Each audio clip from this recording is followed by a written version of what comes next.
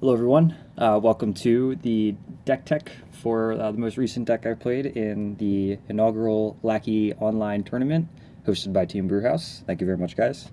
So today I'm going to be doing a deck tech for the deck I played, as I said, which has the ruler of the Guardian of Wind Magic Stones, albeit a strange ruler. He has a very potent mechanic in which he has a resonance ability, which means that whenever a wind magic stone enters your field, you may give target resonator the ability to tap for any type of will. Now, this can be manipulated in a few different ways, and I'll go about the main course of that action throughout the deck tech. But for the main part, we're just going to be focusing on the front side. His backside is okay. I mean, it's a 10, 12 for 5 mana. You get 2 little mana dorks to come out with it, and all your guys can tap for will without having to have a wind magic resonance. But for the main part, you're just going to be using the ruler side for this deck. The core of it, and I'm just going through the cards here, I'm probably going to put them over to the side a little bit maybe. So the first part of the deck is to know that a lot of 1-drops are going to be played in the deck. So we have Divine Bird of Ataractia, we have Tama, Familiar of Holy Wind, we have even Alice's Little Decoy. All of these are just going to be your turn 1 accelerants, and they basically all act as Melfies, because when you play them on turn 1 and then call your stone for turn 2, you're going to be able to produce any type of will with that 1 mana resonator. If that resonator tends to draw you a card when it enters or leaves play, it just makes it that much better, because you're not even losing any card advantage, and if they have to spend will to remove a Tama from play, it just feels really bad on their part. So it's pretty beneficial for that. The main draw for the deck that I wanted to build around and kind of create the combo aspect is Silphy, Envoy of Wind. It was released also in the Vingulf 3 Ruler All-Stars with the Guardian of Wind Magic Stones, which kind of is what drew my attention to it. He has a resonance for Wind Magic Stone as well, and his ability says, recover this card. Now, what that means is, with the Guardian of Wind Magic Stones, we're going to be able to make a resonator that now generates 2 will on our turn. How do you do that, you say? So when you do this, you have Silphy already on board, and he's able to tap. So we're assuming that a whole turn has passed before you are able to use your Silphy. So when you go to call your stone for turn, you stack your triggers, so you put Silphy on the bottom, which says recover this card, and then on top of that you're going to have the Guardian of the Wind Magic Stones, saying this card's going to gain the ability to tap for will. Even if tapping for will uses the chase, it would not really affect the combo at all, because he's going to gain the ability to tap for will, and then prior to his recovery resonance going off, he's going to be able to float a will in response. So that means that you're going to get 2 will off of him every turn, which is just in itself pretty nice. You're investing 2 will into him 1 turn earlier, and you're getting 2 will out the next. So really, it's a great bonus to have. So the real way that you want to abuse this is by making multiple stones enter at the same time. Now it sounds weird because it has Wind Magic Resonance and it recovers the card, but really you get multiple triggers of Wind Magic Resonance on the chase at the same time when multiple stones enter. Now, how are you going to get multiple stones to enter? Well, that is where the combo comes in, and that is why we have Grubalesta, Magic Stone Researcher. Now, Grubalesta says, as well as Magic Stones gaining barrier, he says that when he enters the field, you may banish any number of Magic Stones you control. Now, it sounds kind of bad at the onset, but because we're playing the 20 stone mana base to support this constantly sacking stones and calling new stones, we're going to be able to call some more stones. Now, the drawback of Grubalesta is that these stones come in tapped. So that means that you're not going to be able to use the will for those stones when you call them in, which makes it kind of fair, because if you were able to, like, let's say, play Grub for 3 and then sack the 3 stones you used to play him to get 3 untapped stones to play another Grub, you would kind of be breaking the card, right? Exactly. So Silphy is where that comes in, because when you're calling the Grubalesta to sacrifice stones, however many stones you sacrifice is however much will you're going to produce on Silphy, because that's how many Wind Magic Stones are going to enter, as our deck is entirely made up of Wind Magic Stones, and that is how many triggers of Silphy's recovery ability you're going to... on top of this, any other resonators in the field at the time are going to get your Guardian of the Wind Magic Stone abilities, so they're going to be able to tap for will as well. Now, because you have multiple stones entering, you have multiple triggers to recover, you're going to float the will. if you're able to tap 3 to play Grubalesta, and then float 3 will off of Sylph when the 3 stones enter, that frees up more mana to play, you guessed it, another Grubalesta. So because you're able to chain these Grubalestas together, you can kind of spam dudes onto the board faster than your opponent really has a chance to react. And due to the fact that we're playing such a variety of different stones in the stone deck, you're able to kind of manipulate the stones you have in play to meet the needs Grubalesta has to gain bonuses off of the different names of stones you have. The reason being we play 2 of like each stone and maybe 3 of some others is the Memoria of Reincarnation is very good to sacrifice and draw a card, so that works great with our plan. And the Black Silence is necessary to have black mana up due to us playing Grubalesta and some other tech that we have in the main and sideboard. On top of that, the other 2 of stones that we have are surely there because when I have one of the stones out, I know that there's only 1 more left in my deck, so I'm free to sack that stone off in an attempt to get that same stone out, and therefore make Grubalesta bigger by having different names in play. The 4 basic stones come down to another little synergy we have in the deck, which is actually where I started building the deck, but I just thought it was too small, but it's nice. So we have Magic Stone Analysis, which says search your Magic Stone deck for a non-special Magic Stone and put it into your field. Then shuffle your Magic Stone deck. Now the way this works with Sylph is, because it brings in the stone recovered, you can tap Sylph for will, tap a Magic Stone, and play this.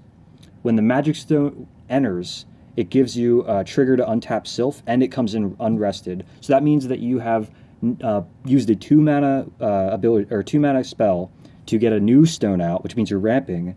On top of that, you haven't spent any will because now the Sylph is recovered and ready to generate will, and also the stone you brought in is recovered as well. Due to us playing 4 basic Magic Stones, it makes the possibility of even playing 4 Magic Stone Analysis possible, but I chose to go with 3. Just felt like a little more consistent in the list, as I didn't want it all the time, but I wanted it in turns where I was doing some more varied options. Now the real core of the deck and why the deck is able to function the way it does is because I have the card Kaguya's Moonbeam Butterfly. Simultaneously you could mention Faria's Summon, but the fact that Butterfly puts it into play and gets you an addition if you don't need the Resonator is just tenfold better. So what that card does is you may pay a light, a wind, and X to search your deck for a Resonator with total cost equal to X+1, which means if you pay 4, you get a 3-drop, pay 5, you get a 4-drop, so on and so forth, and put it into your field, then shuffle your deck. Now, because it says Resonator or Addition, we're able to play some of the more hateful additions, I want to call them, in the main board due to just the accessibility that we have to them. The Moonbeam Butterfly often gets a Barrier of Shadows. It often gets a Wind Secluded out of the sideboard if I need it, after I sided in, obviously. But more often than not, it's just going to go straight for your Grubalestas. If you really, really need an Abdulle to stop your opponent, it's going to go for the Abdulle. But this card is just an absolute house in the deck, and it really makes the deck operate. Now, although it looks like it's very simple in the way that you pilot this deck, it is actually one of the more complex decks I've ever built. There's a couple of other flavor cards in there that I'll explain in a moment after we understand that Grubalesta can actually produce will instead of just netting even. So the way that you actually net will with Grubalesta is, since he costs 3 will, if you control any more than 3 stones and choose to sacrifice them, he'll net you will, due to him costing 3, and then you being able to sacrifice stones and get, let's say you have 5 stones in play and you play Grub for 3, then you can sacrifice all 5 of those stones, get 5 triggers off of Sylph, and generate 5 will out of the 3 you spent to play Grubalesta, which is where the fun starts to come into the deck. So I have a couple of payoff cards, is what I like to call them, when you're ramping so excessively. You need something to kind of transition that mana into, rather than just playing 3 mana, like maybe 12/12s at some point. So we have the 2 of Valentina's Reach and a 1 of Maria Bella. Now the Maria Bella tech, actually, I want to give a shout out to, what video was I watching? I was watching Ryan Miles' video of his Priscia World or Priscia Pumpkin Witch combo deck, and he was talking about this in the sideboard. Now, I kind of had this card in the back of my mind, but I never really saw a perfect application for it until I saw this deck, or until I built this deck, and I saw how Priscia was able to manipulate her stones to make her work too. So Maria Bella is very, very powerful card because in situations where you have a Grubalesta ready to go, you can cast a Maria Bella and then cast your Grubalesta, sacrificing a bunch of stones due to all of the stones in the deck being wind stones. And a few of them, I think there's 5 being fire stones, you have the potential to hit 5 fire stones, and everything you hit is going to be a wind stone. So you're going to get a lot of breeze counters, and you're going to get a lot of blast counters as well. Not as many blast counters, but the breeze counters are really what you want because you're going to be able to stop any more board wipes that are coming in at you. You're going to be able to stop a whole bunch of other things, and it combos really well with some other tech cards that I have in there, like Bear Magic. You can deal 5 to a Resonator, and then can't even talk. You can makeshift your own Bear Bow with the Maria Bella blast counters in a sense. So she is one of my bigger payoff cards for the control matchup. Now for an aggressive matchup, or a matchup where they really need to manipulate their hand size, such as Fox, such as Feathsing Turbo, you can play the Valentina's Reach as your payoff card. Now, this is actually one of the more difficult cards to cast because it requires you to have more Resonators out. It requires you to get a larger stone base available to you when you sacrifice them to Grubalesta to generate excess will. But the Valentina's Reach has been my favorite payoff card yet. Not only am I able to just draw my hand back up if I gas out on Grubalestas, but I'm also able to just make my opponent often discard their whole hand right after I combo off, which really kind of just it ends the game right there. If you put a bunch of Grubalestas in the board and you have enough power to kill them, you can kind of just discard their hand and just hope they don't top deck the best answer for you, which is a very, very nice feeling when your opponent has no hand and you have this massive board state. So that kind of goes through the combo, the payoff cards, the synergies in the deck. So now I'm just going to go through some of the tech choices that I was thinking about when I was building this. I'm going to go over one of the cards that I already mentioned, which is Divine Bird of Adiractia. The thing blocks everything. That's all I'm going to say, is it blocks everything that you can imagine. So it's really good in that sense. The Alice's Little Decoy is a tech choice because not only is it a 1-drop that I can have out on turn 1 to be able to produce me will, but it is also a way to recur my Grubalestas. When I'm able to give them swiftness, usually is when I'll recur them. But sometimes I just need to net more will, and I'll just recur a Grubalesta to sack it and then sack more stones. And if I need to get excess will to reach somebody out, then I can do that as well. The other tech choices that I have in the deck were the One of Horn. Sometimes the game can go late and you need to get your stones back in the stone deck. Oftentimes you don't need your cards from your graveyard in your deck, you need the stones back. But it was helpful in most choices. Also, you can kind of like mess up like someone's Hydro Horn combos, or you can mess up a whole slew of other things. So it's really, really an effective card and then I have 2 Barrier of Shadows. Biggest deck that I'm scared of when I'm playing this is Priscia OTK, obviously, or Priscia World, however you want to call it. But yeah, you need to have Barrier of Shadows, and for that exact reason, I think I should be running more Darkness Stones as well. Just the sheer fact of being able to cast it on turn 1 is very, very appealing, and Moonbeaming it on turn 2 is sometimes too slow, you know. So being able to cast it on turn 1 would be effective. And then I also have a One of Abdulle. I know like there's a lot of decks that play Enter effects, including mine, and Abdulle just answers them so efficiently. For Fox, for Captain Hook, for all these decks that I really, I don't want them just accelerating out faster than me.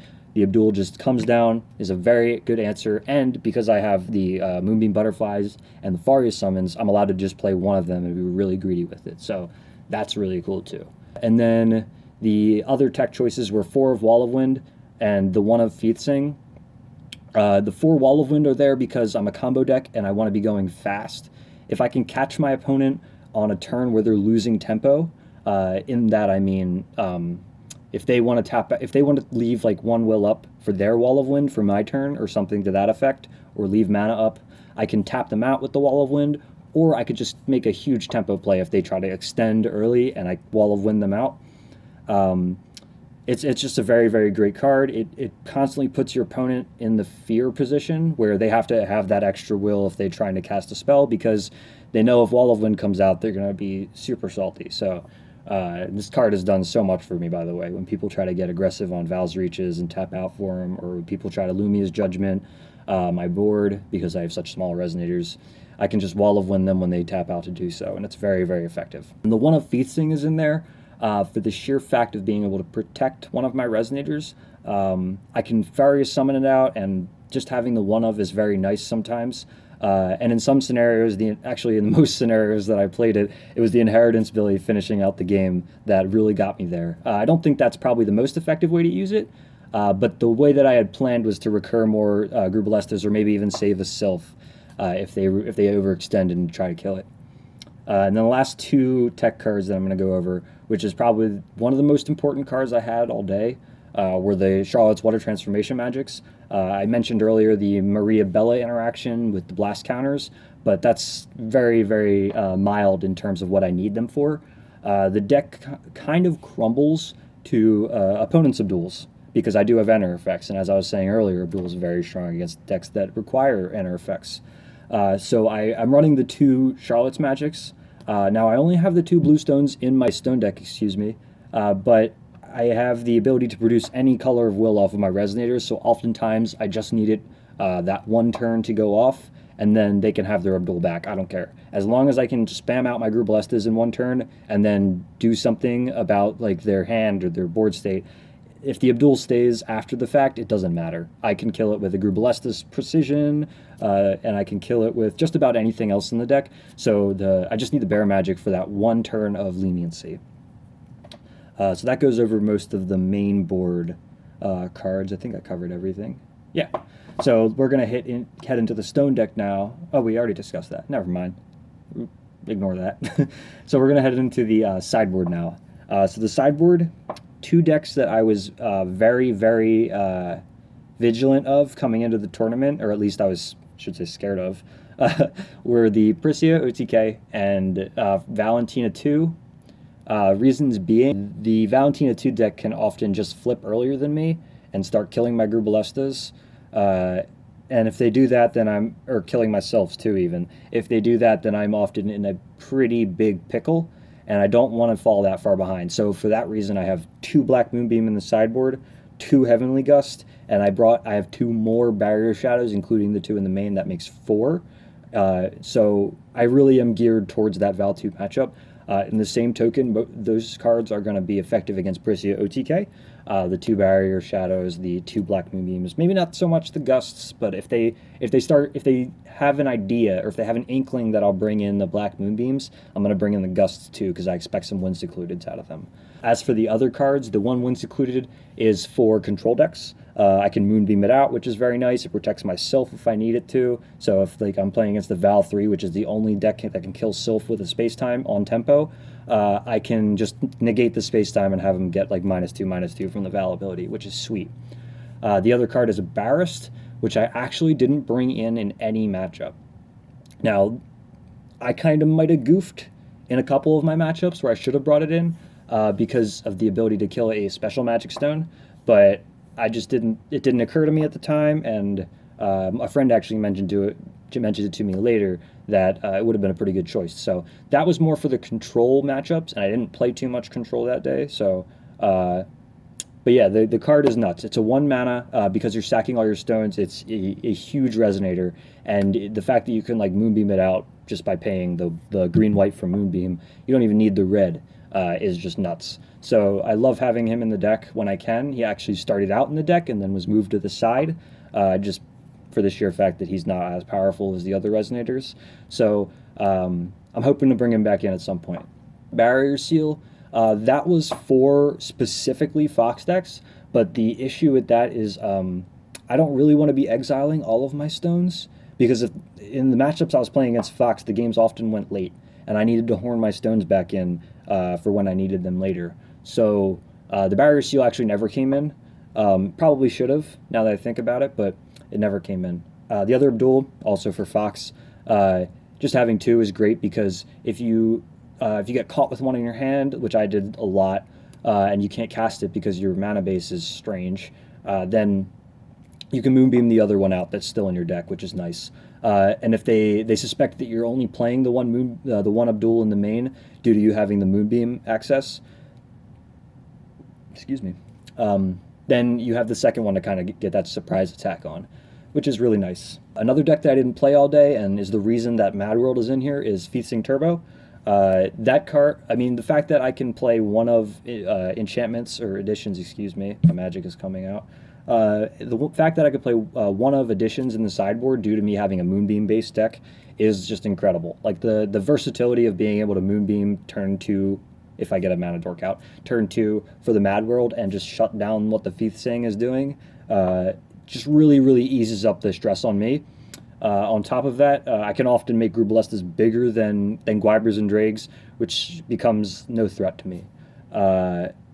Moving on to the Shackles, I was expecting a lot of Alhamahat, and I was correct. There was a lot of Alhamahat, but I didn't play any of them, so I never actually got to side in the Shackles. But that is what that card is specifically for, is Alhamahat, and to a lesser effect Val, but she can kind of like deal with it a little more efficiently. Next up is 2 Keen Sense. That's also a card I brought in for Alhamahat and other control decks in general, but it never saw play because I didn't really see too much control.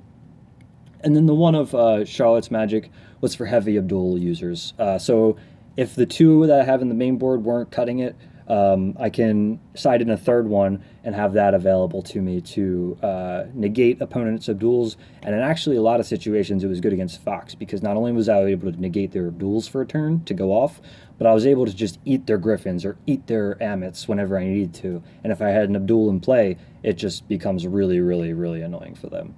So I think overall the deck was surprisingly strong. Like, I didn't think it was going to be as strong as it was, to be honest. And people were telling me this thing is good, but I still have my doubts. I think it could be. Keep in mind, I'm not the best deck. I can't even say the words. Keep in mind, I'm not the best deck builder out there, and I'm definitely not the best player out there. So I could see a very good player taking this deck and piecing it apart, finding where the things are wrong and where the things are right, and making the changes required and make this thing really good. But as for now, I think this deck is a little bit too cheesy. That's what I'm going to call it.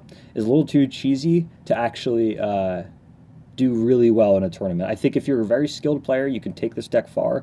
But once they know your deck list and once they know what you're up to, it becomes very difficult, and they start hitting you in the right spots. But I think this deck is a hell of a lot of fun. I'm going to go. So, as you guys are well aware at this point, my audio recording is not the best at the moment. We're trying to get something worked out, but for now, I appreciate you guys watching. Sorry for the video cutting out there at the end, but basically I'm just doing my little sign-off. I also wanted to send another shout-out to Team Brewhouse. I appreciate you guys giving me the opportunity to play this deck in the tournament, and I appreciate the opportunity in general to give everybody the chance to play locals if their locals might be not as effective as it used to be. You can have a substitute on the Lackey tournaments. What else am I trying to say? Yeah, so follow Twisted Fate and Twisted Gaming. Check out our site, articles, videos for deck techs and Battle of Fates matches. And again, this is Brendy signing off.